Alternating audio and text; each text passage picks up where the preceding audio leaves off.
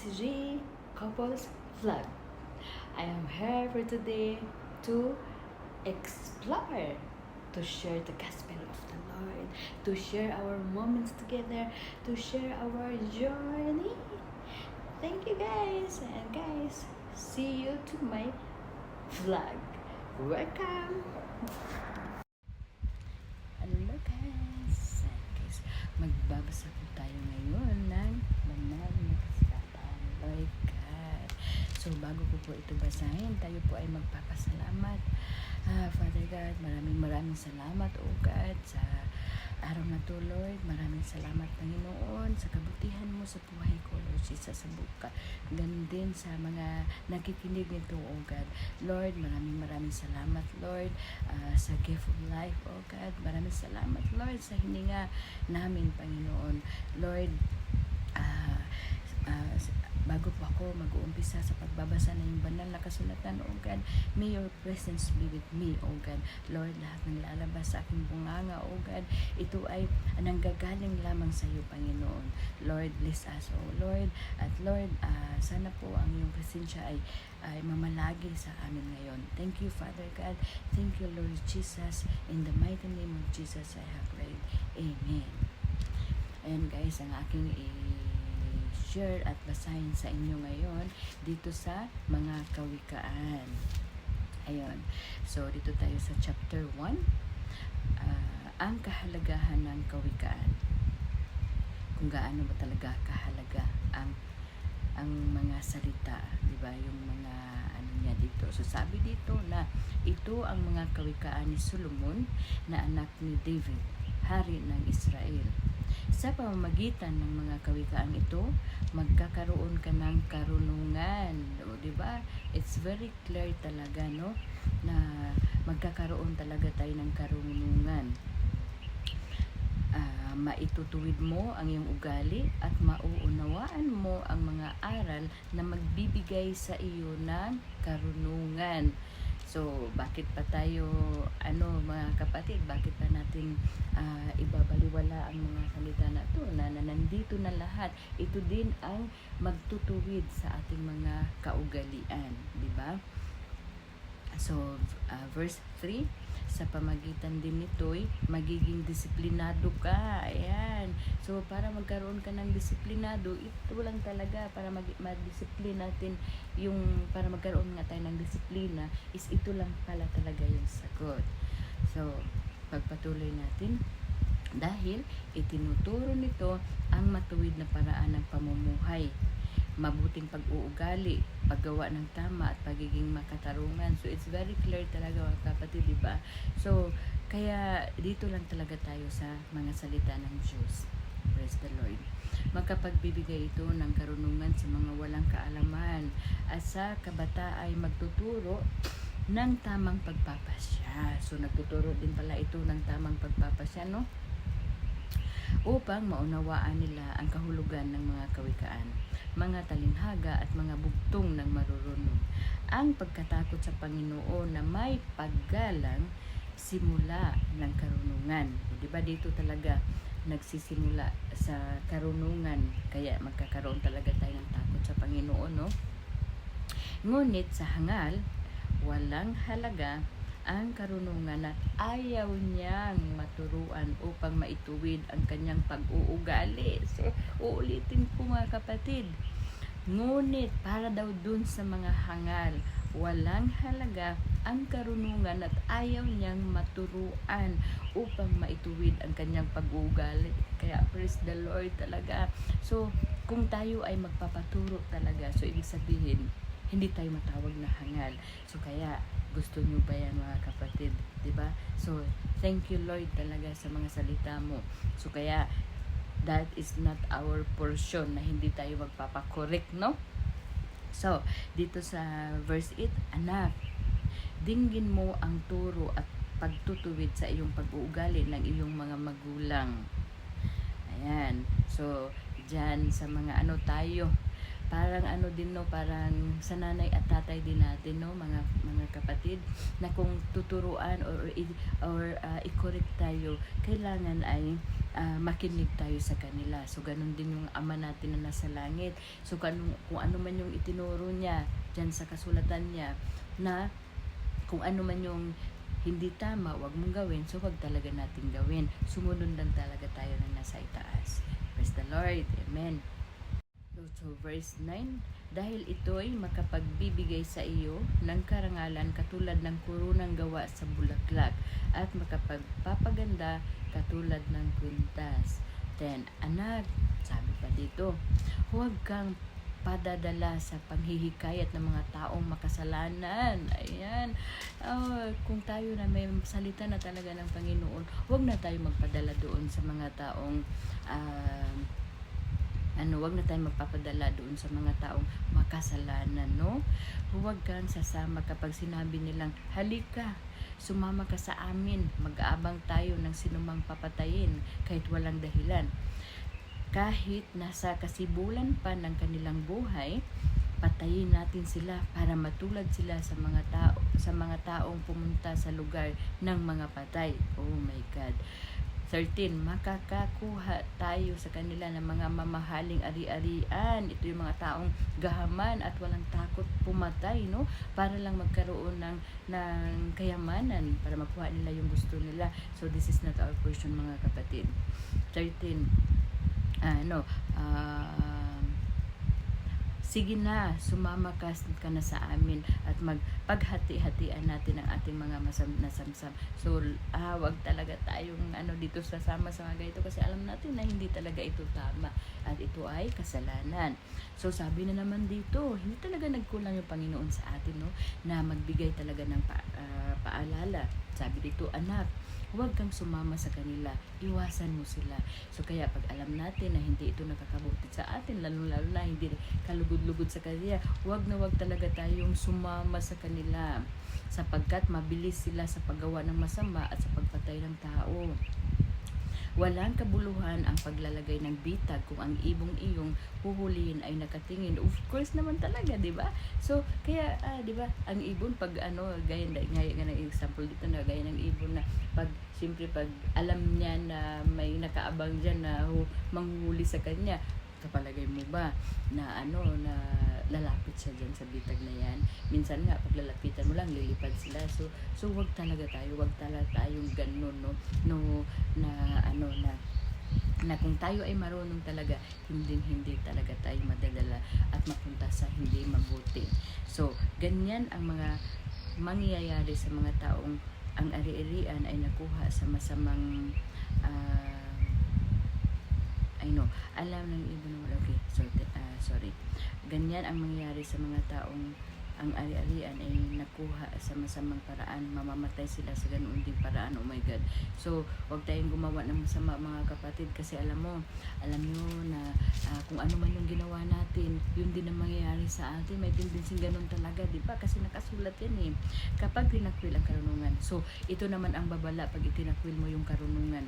Ang karunungan ay katulad ng isang mangangaral na nagsasalita sa mga lansangan, plaza, pamilihan at mga pintuang bayan. Sinasabi niya, kayong mga walang alam, hanggang kailan kayo mananatiling ganyan? Oh my God, hanggang kailan tayo manatiling ganyan? Yung mga manatili na lang ba tayong walang alam?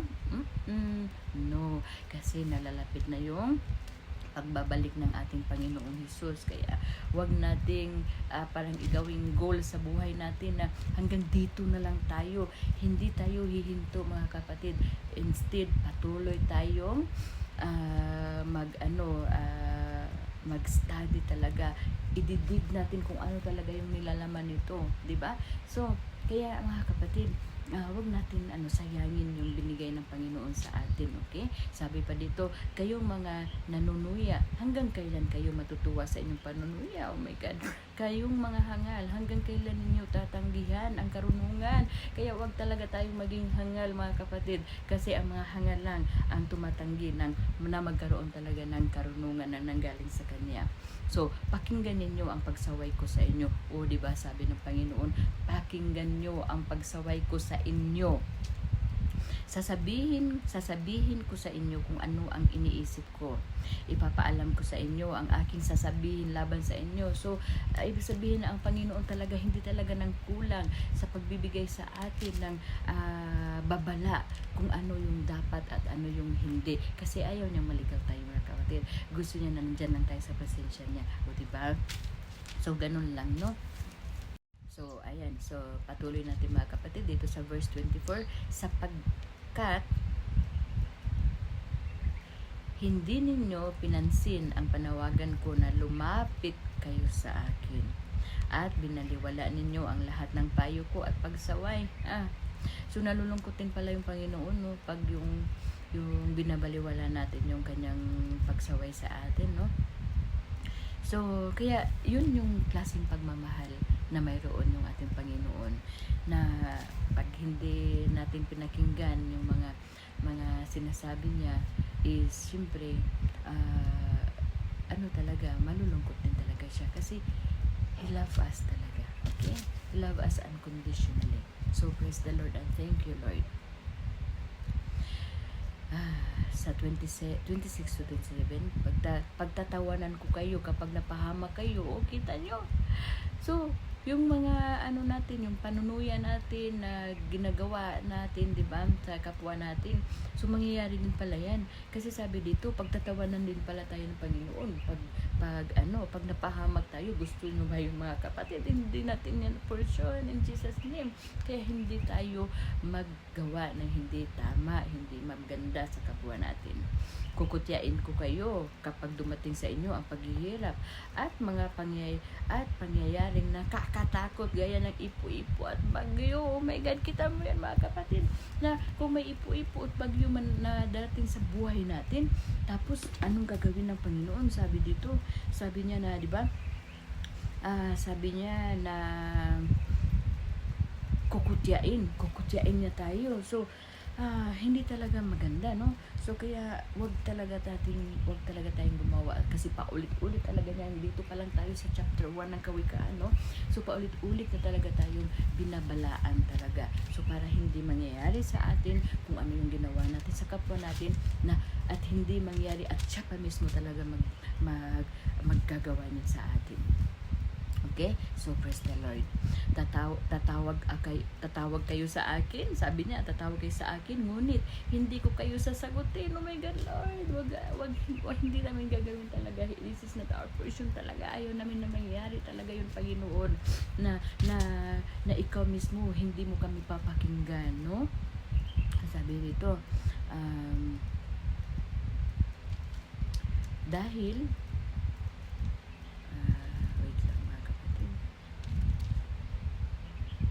dito.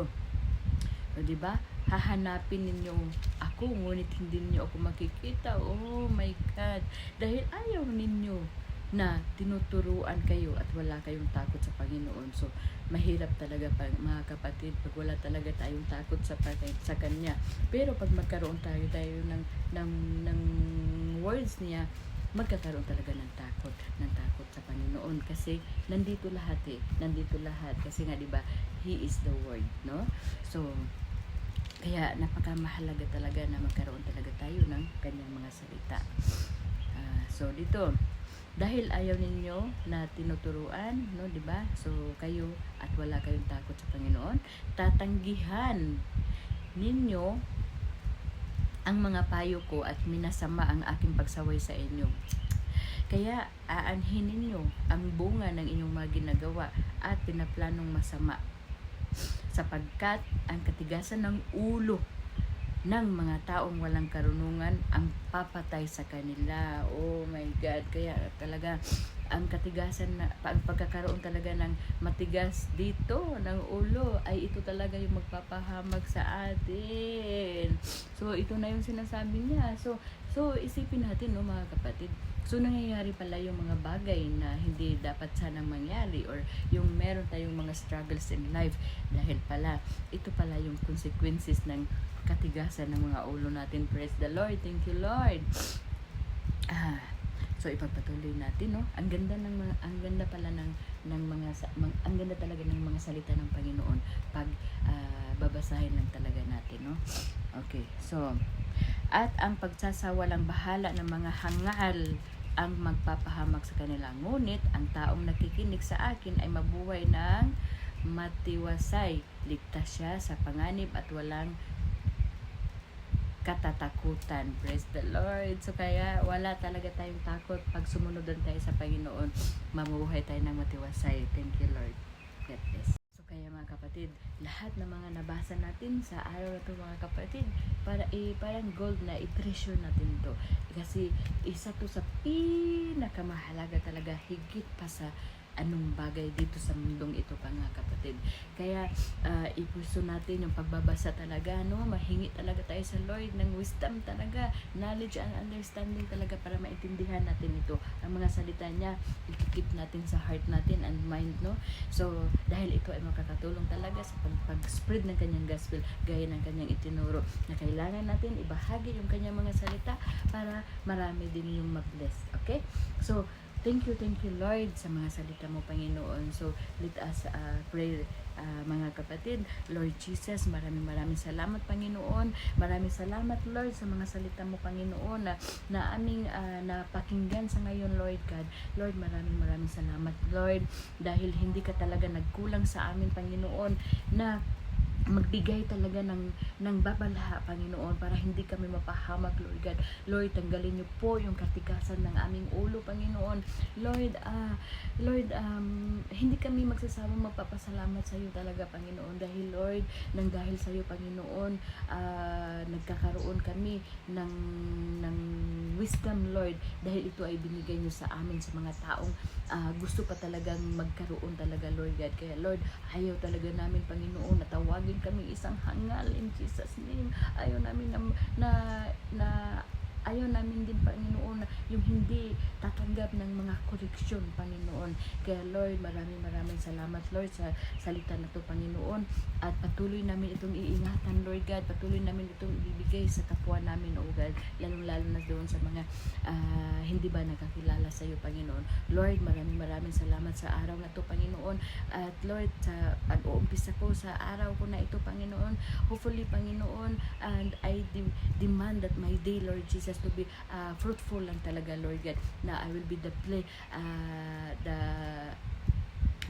blessing to everyone oh God, na Lord, ang day ko ngayon Lord ay peace lang talaga Lord Jesus. Thank you Father God, thank you Lord, thank you Lord, thank you Lord, thank you Lord, thank you Lord, thank you Lord, thank you Lord Jesus, thank you Father God.